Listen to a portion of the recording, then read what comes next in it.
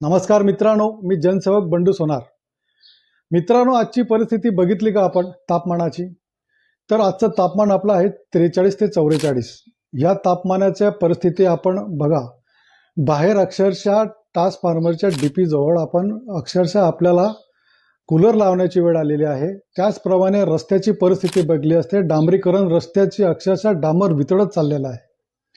हीच परिस्थितीची गंभीरता आपण बघितली. आपल्या गाडीचे टू व्हीलरचे टायर फुटू शकतात. त्याच पद्धतीने आपल्या खिशातला मोबाईल सुद्धा गरम झाल्यानंतर तो स्फोट होऊ शकतो.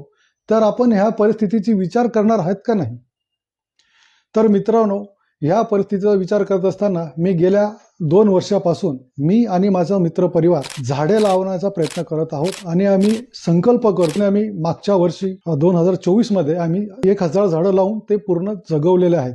त्याच पद्धतीने येणाऱ्या वर्षामध्ये आम्ही 2000 झाडं लावण्याचे संकल्प करत आहोत. पण हा संकल्प करत असतानाच माझ्या एकट्याने हा पूर्ण होत नाही, तर माझे सर्व मित्र सहकार्य करतात. त्याच पद्धतीने आपण आपल्या जळगाव जिल्ह्यातील सर्व नागरिक बंधू भगिनींना मी हात जोडून विनंती करतो की आपण आपल्या घरातील एका व्यक्तीच्या नावाने एक तरी झाड लावा, जेणेकरून आपण आपली ही जी उष्णतेची लाट आहे ही लाट आपण थांबवू शकतो.